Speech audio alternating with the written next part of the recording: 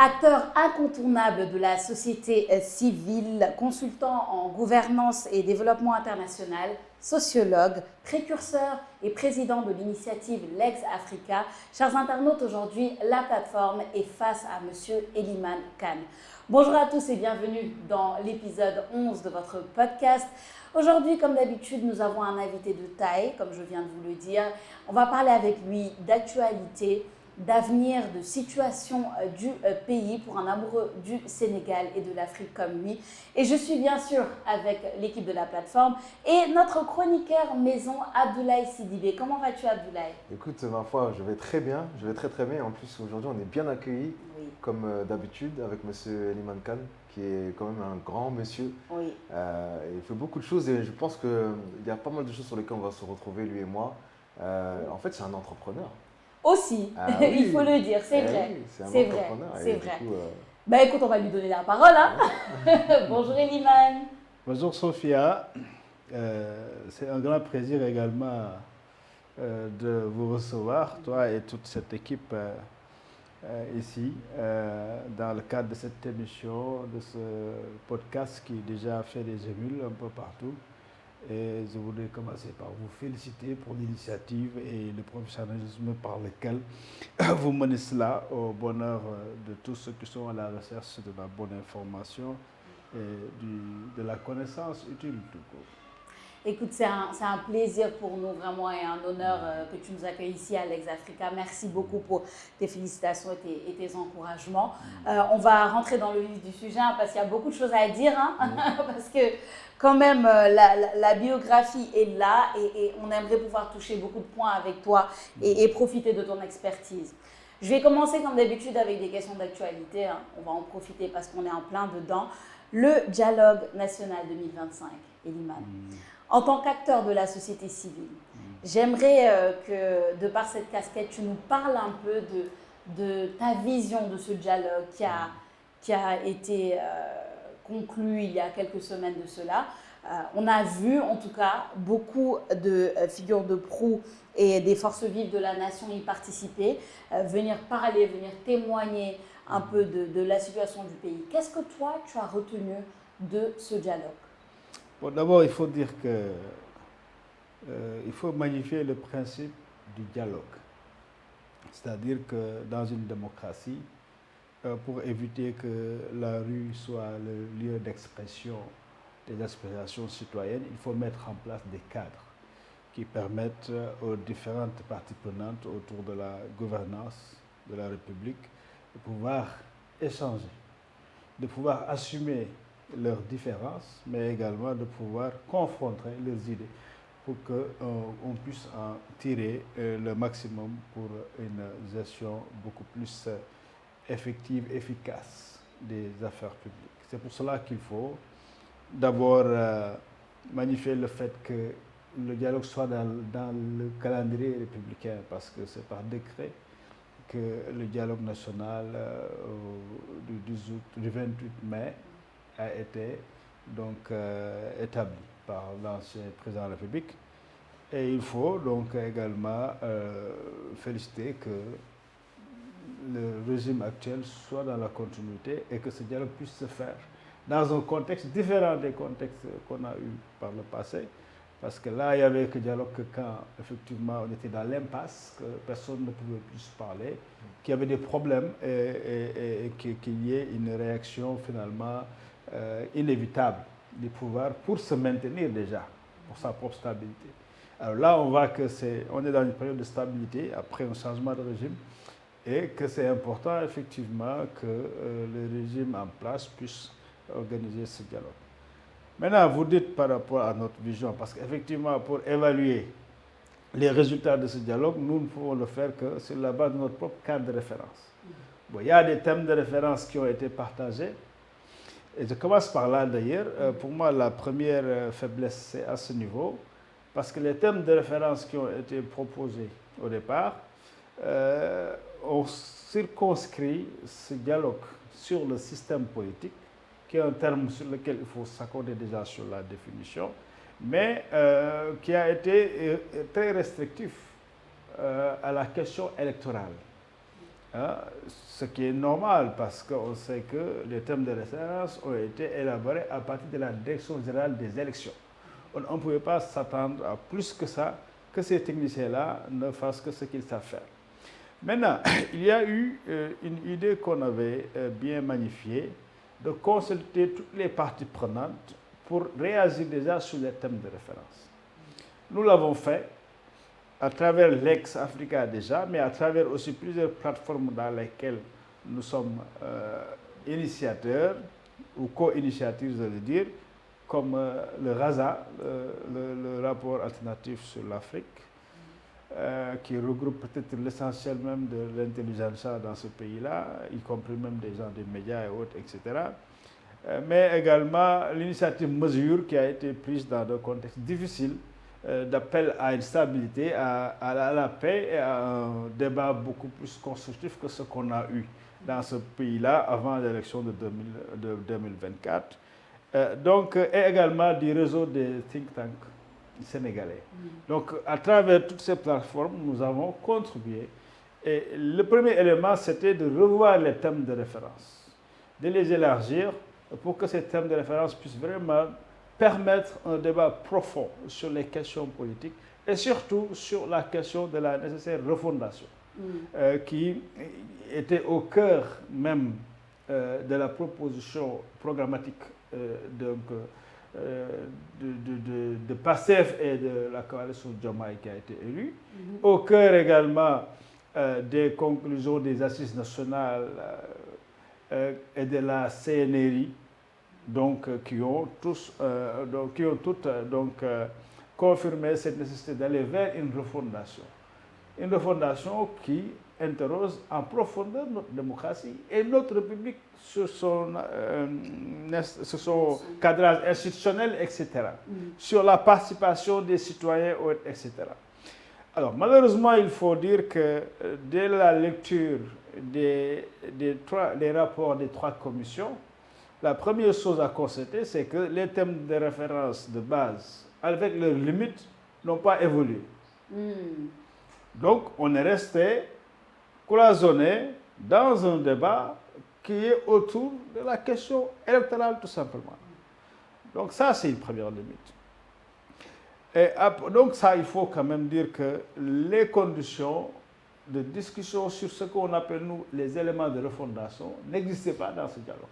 Donc nous restons sur notre fin par rapport à la finalité de refondation. Nous sommes encore très loin de cela et ce qui fait que finalement, le résultat de ces dialogues-là, c'est ce qu'on redoutait qui s'est passé. Parce que moi, bien avant, j'avais alerté, j'avais fait une émission avec Audience où je disais que ce dialogue doit être soit le dialogue de la refondation, et là, ce serait intéressant, pertinent et utile de se mobiliser pour ça, ou bien ce sera le dialogue du statu quo. Malheureusement, on a le dialogue du statu quo sur la base des résultats qui n'apportent pas vraiment de plus-value, de valeur ajoutée, je veux dire, par rapport à ce qui était déjà entériné lors de précédentes consultations, notamment la question sur la Cour constitutionnelle, la question sur le président de parti qui ne peut pas être président de la République, ça s'est réglé depuis les assises nationales, 2009. Voyez-vous? Donc je pense que vraiment à ce niveau-là, nous sommes restés sur notre fin. C'est important de le dire. Certains diraient, Eliman, que de toute façon, on ne peut pas changer un pays en un an. C'est le discours qu'on entend beaucoup. On ne peut pas changer un pays en un an. Donc, les gens reviennent sur les bases. Est-ce que vraiment, ce qu'on attend, c'est un changement drastique ou bien est-ce qu'on attend des balises peut-être de changement ou bien des suspicions, comme on peut dire, de changement et peut-être de plus de rigueur avant d'arriver au changement total. Et est-ce que, moi je te pose la question, est-ce que ça se fait par des dialogues aussi? Parce que tu l'as dit, ce n'est pas une initiative nouvelle. La manière dont elle a été faite est nouvelle, mais on connaît ces dialogues, dis-moi si je me trompe, depuis nos premiers présidents. La manière de le faire change, mais l'initiative était là. Est-ce que c'est à travers des dialogues que le changement peut vraiment se faire? Ça peut passer par des dialogues, mais pas seulement. Parce que le changement s'opère selon différents mécanismes. Le changement peut s'opérer de façon brutale, par une révolution. Le changement peut s'opérer également lentement, de façon latente, pas très visible, mais qu'il y a des progrès qui sont constatés. Hein, et il suffit de comparer une situation N pour s'en rendre compte. Alors maintenant, par rapport au changement et à la légitimité de nos espérances, par rapport à de véritables changements qui devaient nous faire un grand bond en avant sur la démocratie, sur la République, c'est lié justement au contexte, parce que ce sont les contextes, surtout les contextes de changement de régime, qui sont beaucoup plus propices à des changements véritables, effectifs. Voyez-vous, les réformes importantes qui ont été menées dans ce pays, surtout sur le secteur que je connais le plus, la gouvernance, sont intervenues au moment donc du changement de régime. Vous voyez, même le président Macky Sall, les réformes importantes qu'il a eu à mener, même avant lui, commençons par Abdou Diouf, la Cour de l'enrichissement illicite, c'est quand qu'il a reçu le pouvoir de Senghor qu'il l'a mis immédiatement en place. Voyez-vous? Et ensuite, Abdoulaye Wade, quand il est venu, une nouvelle constitution, il a changé il a créé l'organe de lutte contre la corruption. Hein, Abdoulaye Wade, changement de constitution, etc. Il a intégré dans cette constitution beaucoup d'éléments progressistes, notamment les droits et libertés, l'accès à l'information, la participation, etc. Le principe de participation, de transparence, pour une première fois, est inscrit en lettres dans la constitution du Sénégal. Quand Macky Sall est venu, il a fait pareil. C'est lui qui a changé d'ailleurs la Commission nationale de lutte contre la corruption, la corruption qui n'était pas efficace, en mettant en place l'OFNAC. Oui. Déjà en décembre de l'année de son élection, 2012. En même temps sur la déclaration de patrimoine. En même temps sur la loi, sur le code de transparence. Voyez-vous, donc il a amené des réformes rapidement parce que c'est des moments propices pour des réformes. Voilà pourquoi on a espéré que cette perspective de refondation va avoir son grand soir à l'élection de ce nouveau régime, parce que c'est un régime qui, justement, dans son discours, a toujours prôné la refondation, a prôné les ruptures. Donc, ce dialogue avait cette spécificité de se faire à un moment, à un contexte favorable à de grands changements. Parce qu'eux-mêmes, ils appellent ce qu'ils ont fait révolution. Je ne suis pas tout à fait d'accord. Parce que ce n'est pas encore la révolution. La révolution, c'est un changement profond. Alors, on voit que, au-delà du discours, rien n'a vraiment changé dans le système. Le système est encore le même. Et ce qui est plus grave, c'est que quand j'ai lu les rapports, parce que moi, je n'y étais pas personnellement, mais notre organisation a été représentée justement par un jeune, parce qu'il fallait équilibrer également sur le plan démographique de la représentation.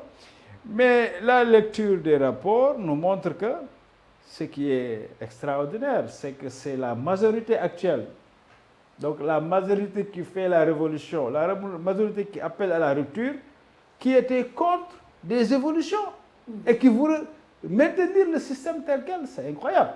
Cela veut dire quoi? Qu'est-ce qu'on peut en tirer? C'est que les acteurs politiques qui, encore une fois, dominent le débat sur ce plan-là, alors n'agissent qu'en fonction des enjeux de pouvoir.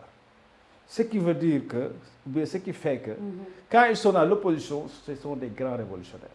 Mais quand ils sont au pouvoir, ils deviennent de grands réactionnaires.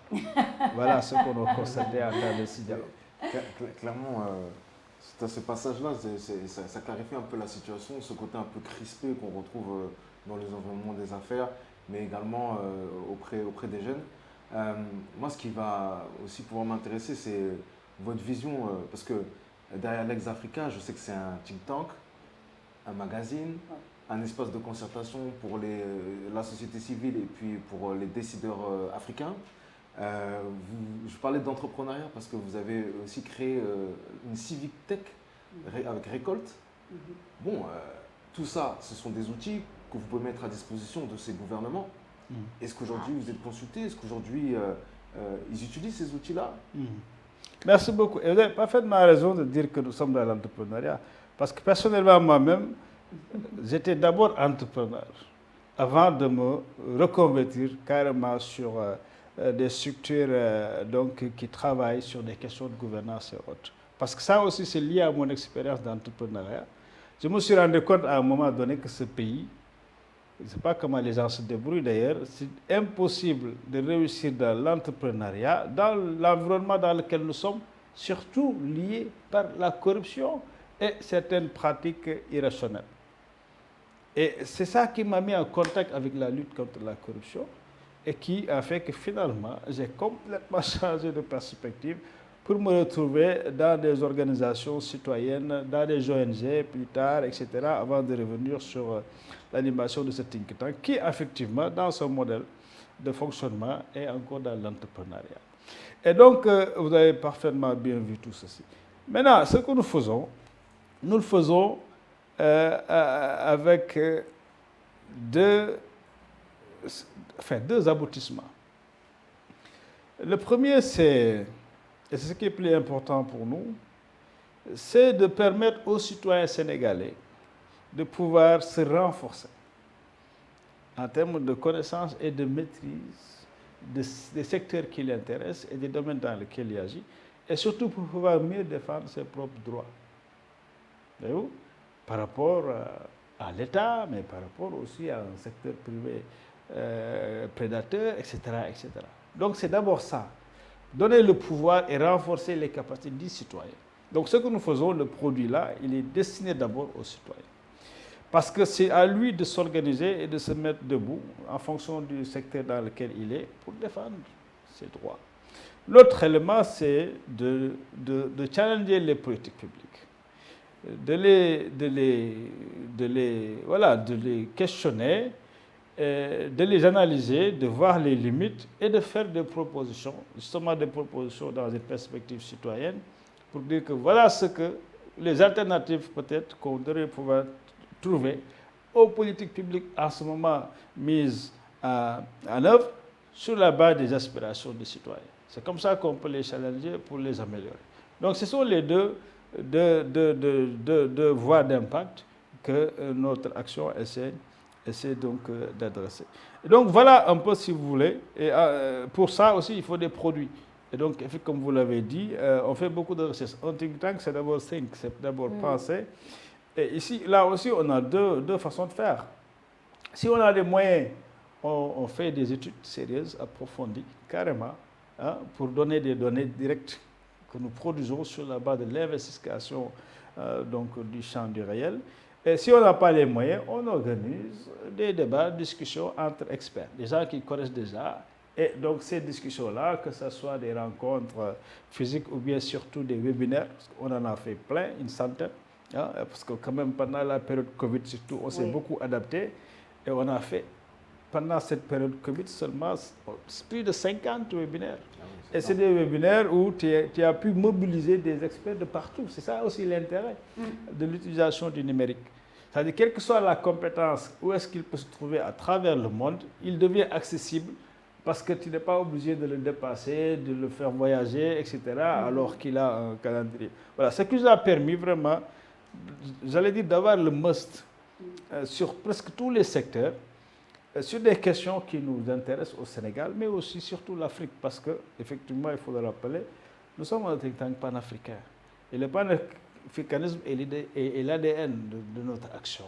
Même si nous sommes là, nous sommes beaucoup plus en contact avec les préoccupations qui sont sénégalaises, mais le Sénégal est un pays dans l'Afrique, tout ce que nous faisons, mais la réflexion est d'abord de dimension panafricaine.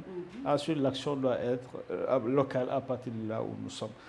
Donc voilà un peu ce que nous faisons. Effectivement, nous partageons avec les autorités, les décideurs, tout ce que nous faisons. D'accord. Alors, donc, à chaque fois qu'il y a des rapports, des notes de synthèse sur des thématiques précises, nous leur envoyons les résultats. Et même avant, dans les consultations, discussions, nous travaillons également avec les autorités que nous impliquons dans nos activités et elles répondent le plus souvent. Voilà. Donc, il y a aussi des cadres où nous sommes invités à contribuer à l'élaboration des politiques publiques. Par exemple, sur la stratégie nationale de bonne gouvernance, donc nous sommes impliqués dans le comité scientifique. Également, bon, donc s'il y a des sollicitations comme ça, nous répondons.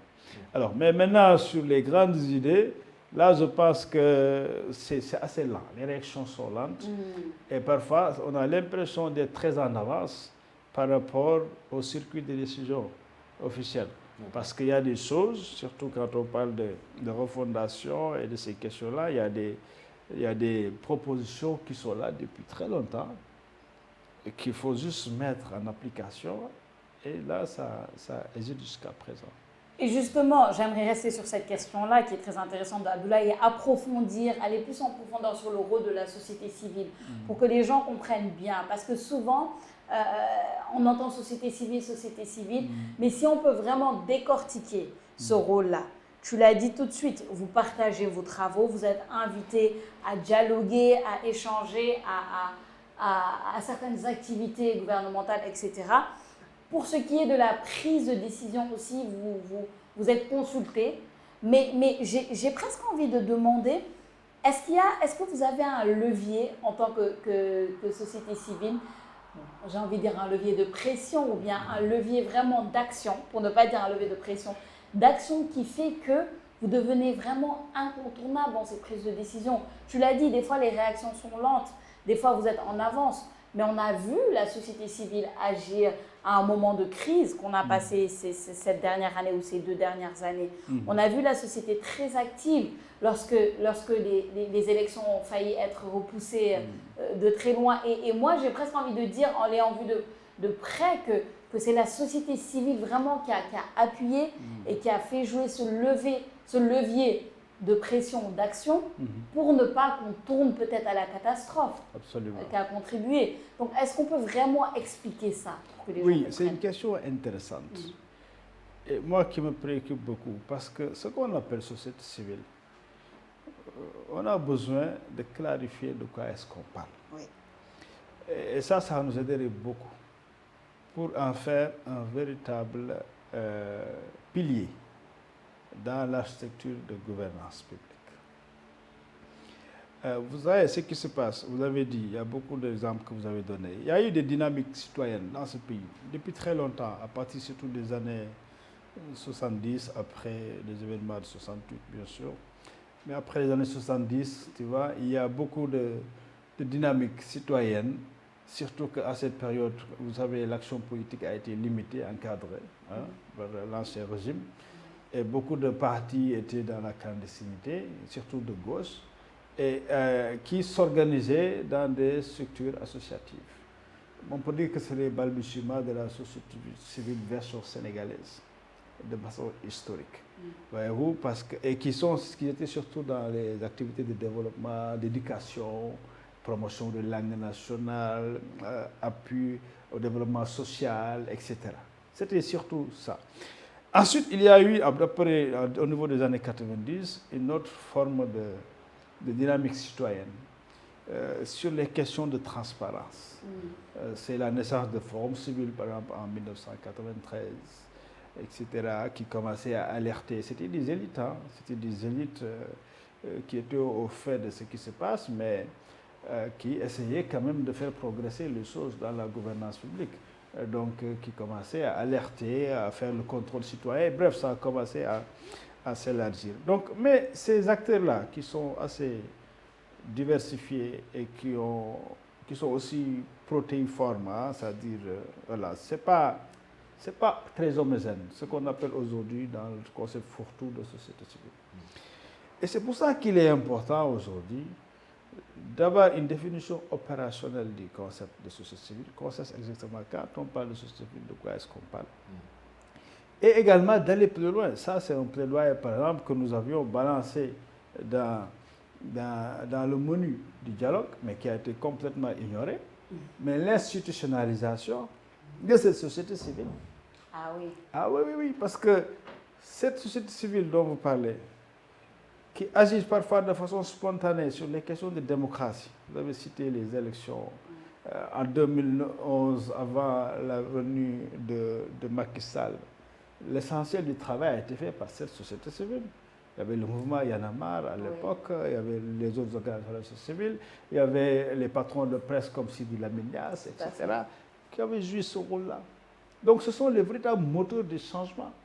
À ce moment-là, donc avant c'était la même chose. L'animation de la vie publique est faite par ces types de structures. Et même après, le M23. Oui. Bon, mais il y a eu une connivence, c'est vrai, entre acteurs civils et politiques, une connivence qui termine toujours par le divorce, parce que moi, je pense que les logiques citoyennes sont totalement différentes des logiques politiciennes partisanes. Et ça, c'est toujours des unions qui finissent par la traîtrise, par la manipulation.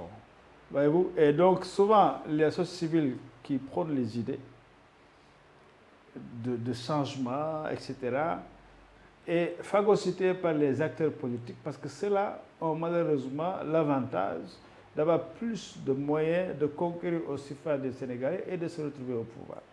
Mais une fois au pouvoir, changent complètement de position, et leurs alliés de la société civile d'hier deviennent leurs ennemis parce qu'ils les connaissent. Ils savent qu'ils peuvent faire face à leur propre turpitude. Voyez-vous? Donc c'est ça, ces relations-là malsaines qu'il faut dépasser.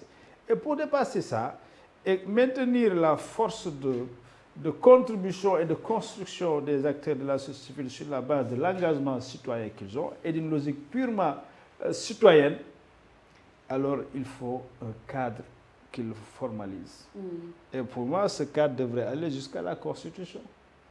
De la même manière où la Constitution identifie clairement la fonction et le rôle des partis politiques, jusqu'à même aller pour dire qu'il faut un statut de chef de l'opposition, il faut également que cette société civile puisse être nommément identifiée dans la Constitution du Sénégal avec une fonction, une définition opérationnelle claire et des moyens de régulation de son action et de contribution sur toute la chaîne de prise de décision.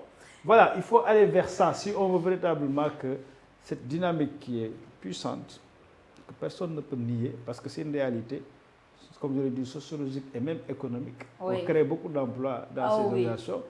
Et imaginez-vous qu'on a presque près de 800 ONG au Sénégal, plus de 32 000 associations. Donc tout ceci, c'est dans la société civile, n'est-ce pas? Alors, donc je pense qu'il ne faut pas rater ça, il faut valoriser ceci pour que ça puisse contribuer de façon beaucoup plus incisive dans la gestion de notre non seulement valoriser, mais surtout comment faire, parce que ce serait idéal pour le Sénégal, mais aussi pour les autres pays du continent. Le fait de pouvoir limite mettre une structure à cette société civile, je pense que ça peut être le salut de plusieurs pays. Absolument. Et même, il y a un autre élément important, c'est surtout comme c'est la mouvance de souveraineté, c'est-à-dire cette logique citoyenne de la société civile doit être aussi protégée. Doit être protégée parce que, tu vois, il ne faut pas laisser aussi cette société civile à tous les risques liés au mode de financement. Surtout les financements externes. Donc, organiser tout ceci, avoir un système de régulation, que tout soit correct et transparent, peut permettre même à ce que, mais un financement public, quand je dis financement public, je dis que le citoyen lui-même qui bénéficie de l'action de ces organisations puisse financer lui-même ces organisations. Voyez-vous, c'est un levier de souveraineté qu'on peut avoir. Et donc, je pense qu'il faut aller vers ça. Et effectivement, c'est une perspective intéressante pour l'Afrique. Parce que la société civile est avant-gardiste sur les questions stratégiques. Et parfois, à des années-lumière devant les décideurs politiques. Voyez-vous? Et donc, si on leur permet de transformer cette puissance que ces organisations ont, ça ne fera que être une bonne locomotive pour la transformation du continent africain de façon générale. Et moi, je rajouterais aussi, Elimane, parce qu'il faut qu'on le dise, peut-être valoriser, mais aussi légiférer, parce que, vous l'avez dit, la société civile, c'est devenu aussi un terme fourre-tout, il faut le dire, et qui dit fourre-tout dit que certaines peut-être certaines brebis galeuses viennent et se disent de la société civile, peut-être pour tel ou tel avantage, mais en fait, quand on creuse un peu, on se rend compte que ce n'est pas forcément elles ne font pas forcément partie de cette société civile de par leur travail et de par ce qu'elles font, mais elles sont dans le terme, donc ça aiderait un peu à mettre de l'ordre dans la société civile. Ça arrive dans beaucoup de domaines, nous-mêmes dans notre domaine des médias, on voit des brebis galeuses, on voit des personnes qui ne font pas du journalisme, mais qui se mettent sous l'étiquette du journalisme, et je pense que ça arrive aussi dans la société civile. C'est exactement ça. Quand je parle de lui donner un statut juridique constitutionnel même, c'est pour permettre justement ensuite la régulation de tout ceci. Que n'importe qui ne puisse pas venir faire n'importe quoi. Parce que comme je l'ai dit, la société civile est aussi un terreau d'emploi, d'accès à des ressources. Donc, quand c'est le cas, tout le monde, il y a une ruée. Bah oui. Parce qu'il y en a qui n'agissent pas sur la base d'un engagement citoyen, mais sur la base donc, de recherche du gain, etc. Malheureusement, ça aussi, ça existe. Hein? Ça existe. Alors que quand on est dans ce type d'acteurs-là qui se revendiquent de la citoyenneté, qui se revendiquent d'un discours au nom du peuple, on ne doit pas monnayer ceci à des avantages, que ce soit pécuniaires ou bien de visibilité, par exemple, ou autre chose. Exactement. Donc c'est pour cela qu'on a besoin, effectivement, de faire, si on veut que ça reste une force, vraiment, un moteur, une dynamique de transformation, on a besoin de clarifier les choses, de légiférer, de savoir qui est qui fait quoi, et qui peut ne pas le faire dans ce cadre-là. Et effectivement, je suis d'accord avec vous sur ça. C'est important, c'est important. Alors, on ne peut pas terminer sans parler spécifiquement de Lex-Africa, je pense, et savoir un peu, pour les gens qui ne savent pas, ce qui est Lex-Africa. Comment est-ce que Lex-Africa est né et qu'est-ce que Lex-Africa a fait jusqu'ici? Je suis content de répondre à cette question. Évidemment. Oui, c'est parce que, en fait, vous savez, officiellement, Lex-Africa est né. Enfin, je ne dis pas officiellement, c'est-à-dire de fait, le 8 mars 2013. D'accord. Alors, comment? C'est un processus.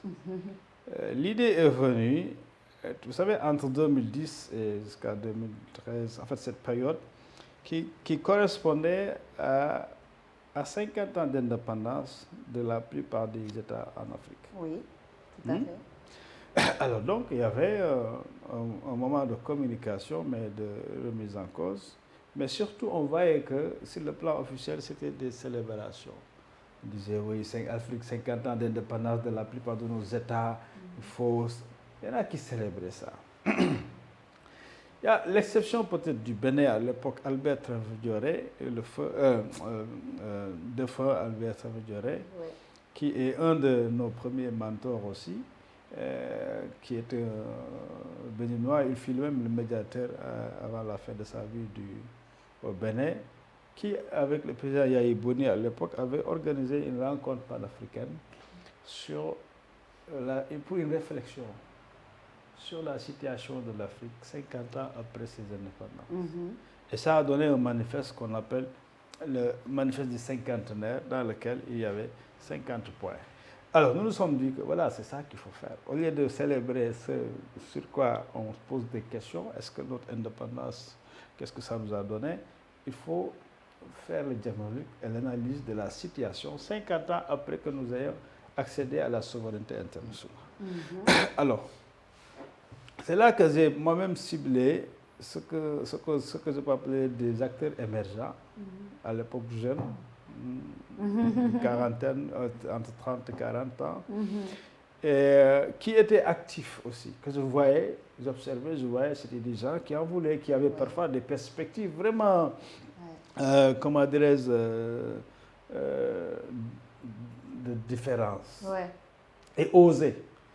Alors je les ai contactés, on était retrouvés avec un groupe de 40 personnes, pas seulement des Sénégalais, aussi d'autres pays.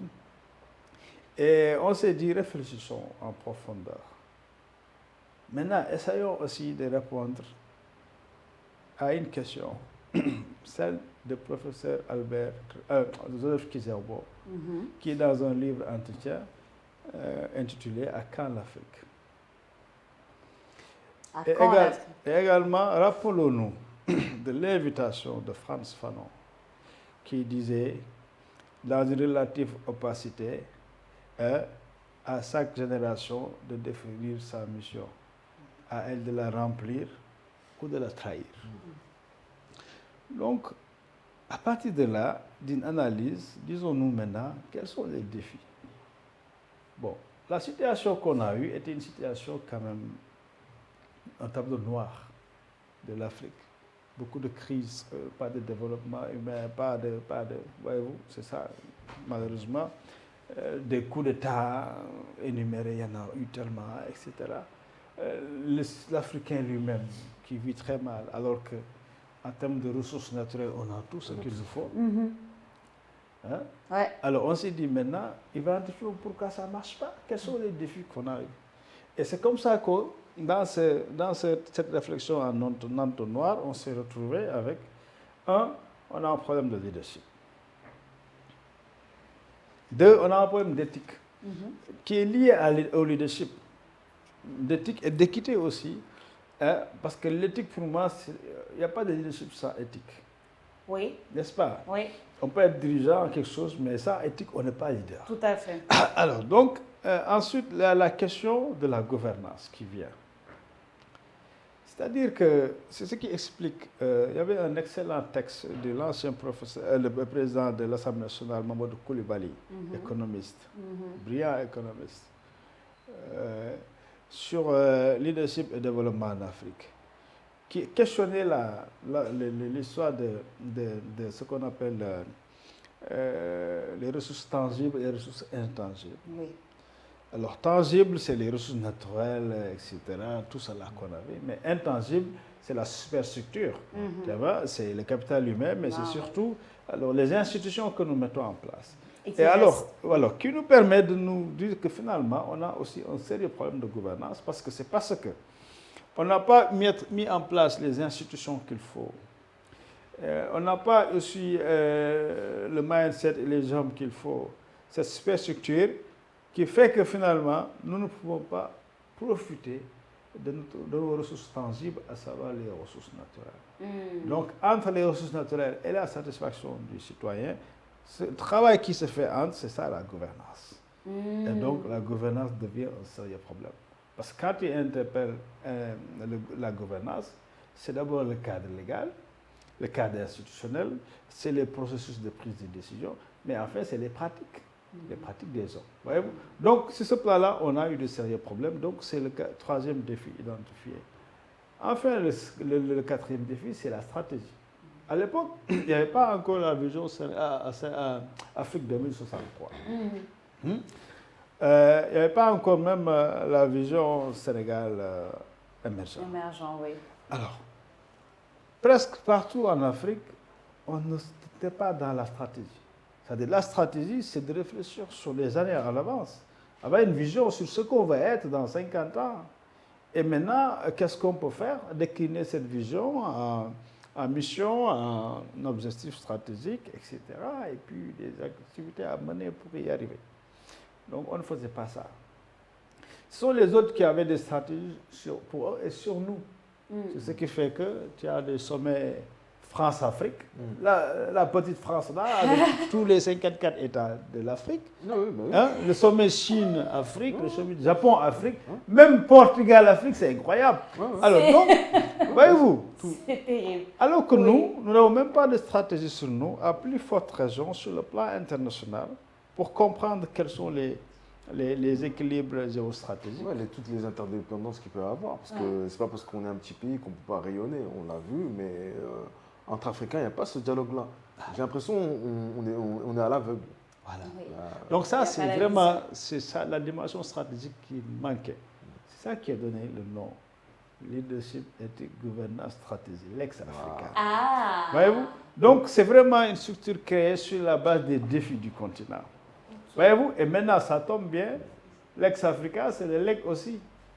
Ouais, legs générationnel. Tout à fait. Donc, on s'est dit, donc, commençons d'abord par analyser l'héritage qu'on a reçu des anciens. Parce qu'il y a eu, voyez-vous, le Cheikh Anta. Bien sûr. Lui, c'est notre modèle number one, c'est clair. Alors, donc, parce qu'il a raison sur nous jusqu'à présent. Jusqu'à présent. Les Il propositions. était en avance sur son temps, Cheikh Anta. C'est que Cheikh disait. Visionnaire.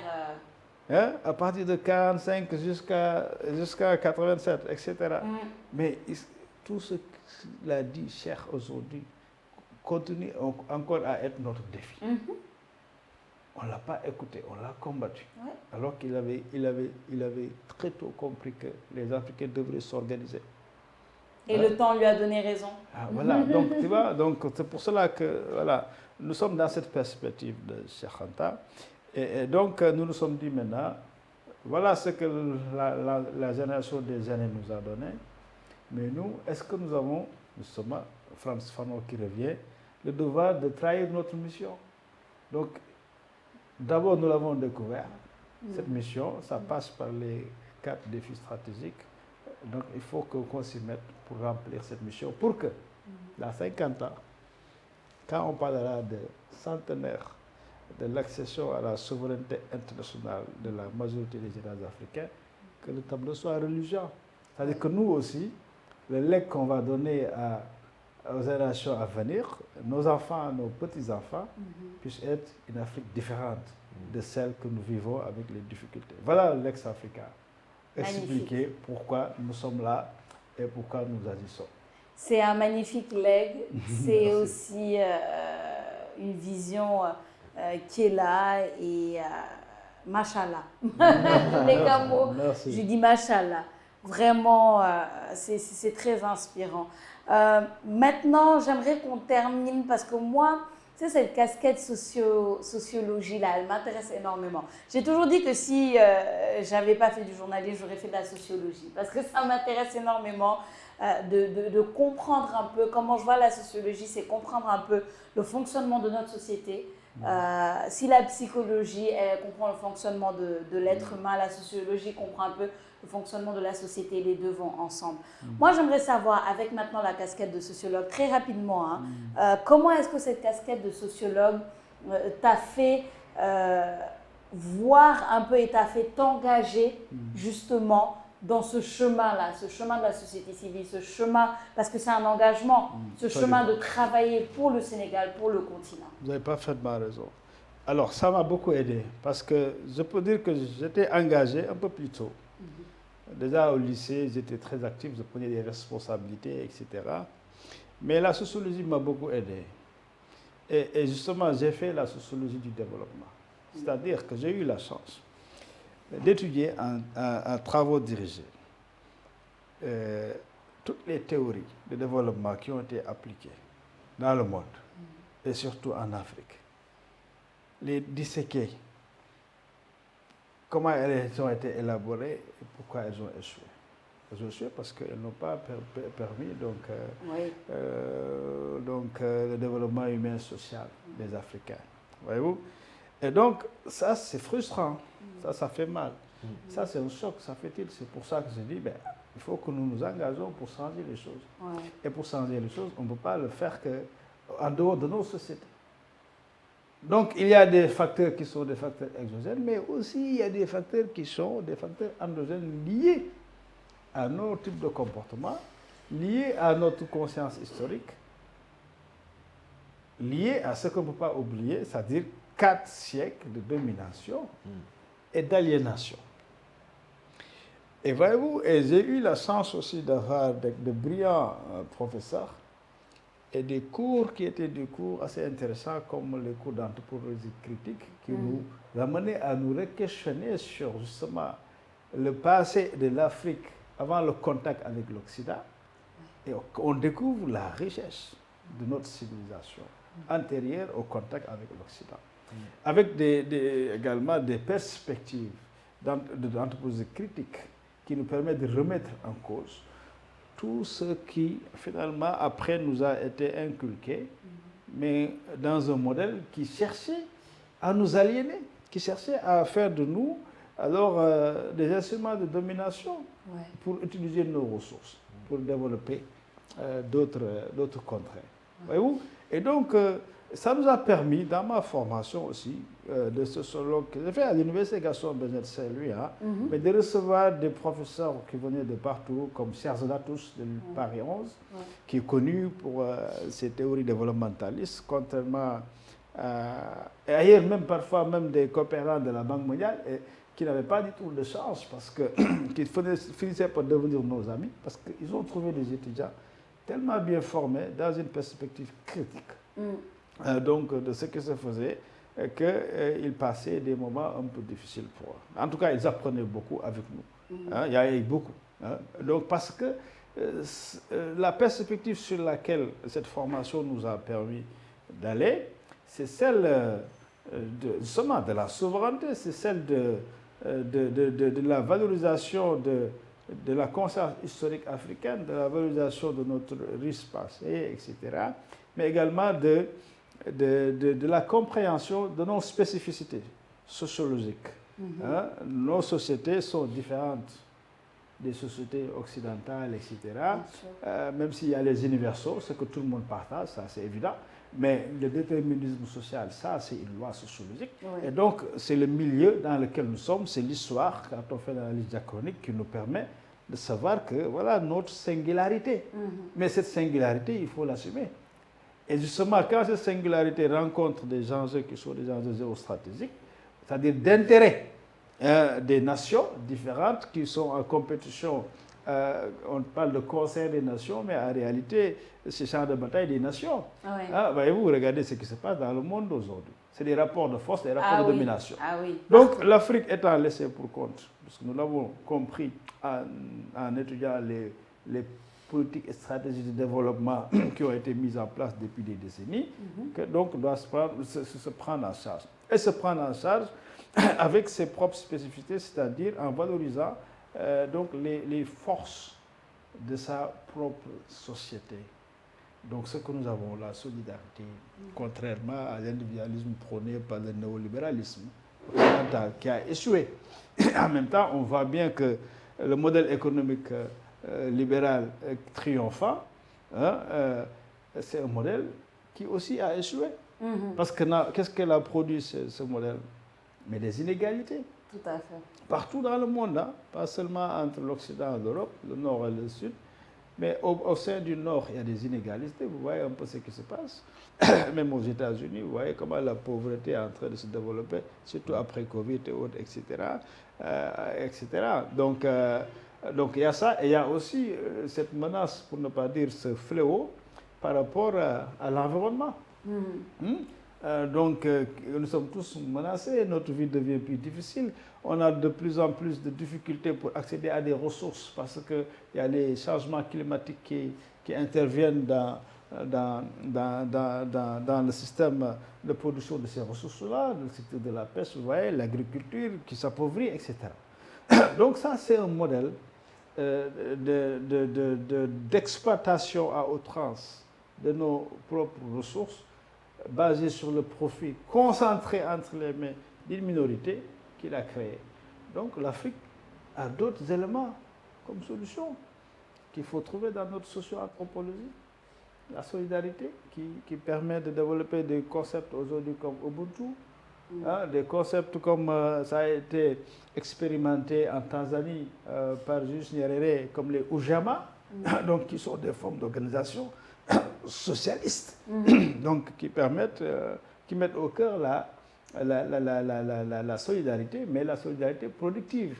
C'est même comme les modèles de coopération qu'on a eu, que Mamadou Dia a voulu développer et qui a été stoppé carrément sur ça. Et on revient un peu sur ça, mais il faut y revenir dans la même logique perspective socialiste. Mais ça ne peut pas fonctionner avec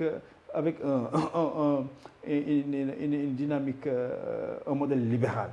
Voyez-vous? Et donc, je pense que le concept de Ubuntu, j'en ai parlé, et également d'autres formes d'organisation.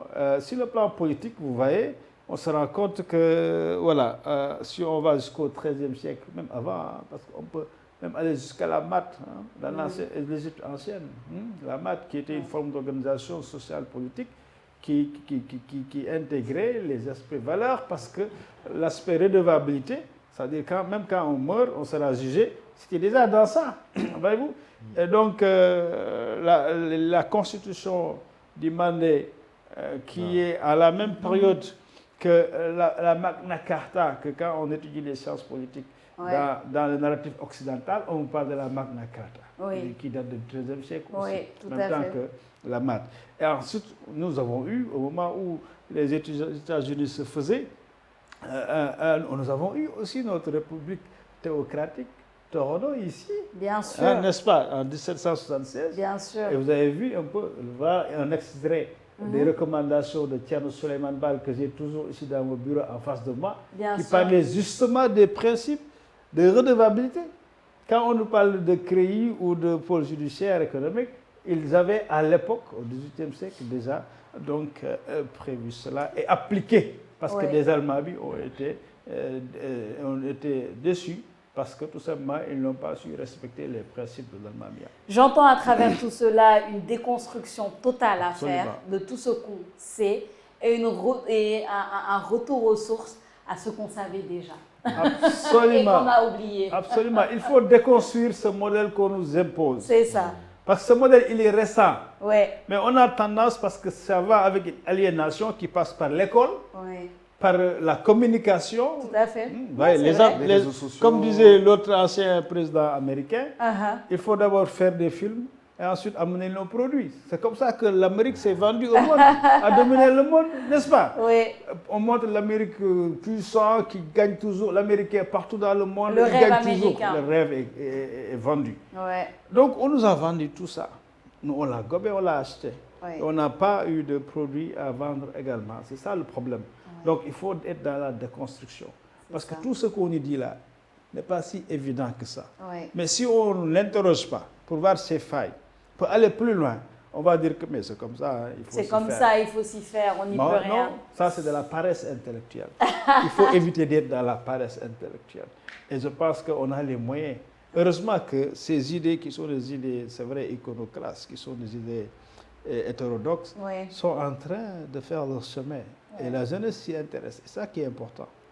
Parce de plus en plus. C'est ça qui est important. Vous parlez d'Égypte. Aujourd'hui, l'Égypte intéresse beaucoup la jeunesse, les civilisations anciennes. Tout dépend de comment on le présente, en fait. Exactement. Et c'est ça, l'art de présenter, de se présenter. Peut-être on ne l'a pas toujours compris à quel point c'est important, mais vous l'avez dit, à travers les films, le rêve américain a été tellement vendu, mais le rêve africain, comment on le vend? On nous a vendu que nos civilisations elles n'existaient pas. On nous a vendu que l'Afrique ne commence. C'est ça, que l'Afrique ne commence qu'avec l'esclavage, alors que avant ça, l'esclavage de la colonisation, avant ça, il y avait une Afrique. Quelle est cette Afrique? Une puissante Afrique. C'est ça. Riche, une civilisation riche. On n'a pas dit des civilisations riches. Parce qu'il y a eu beaucoup de périodes.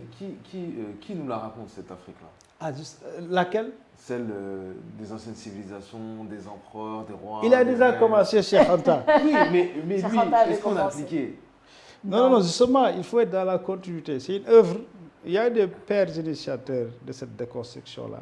Mais même avant Cheikh Anta, vous savez, il faut voir quelqu'un comme Atenaor Firmin, qui est de la diaspora, qui a été le premier à vraiment répondre aux théories racistes de Gobineau.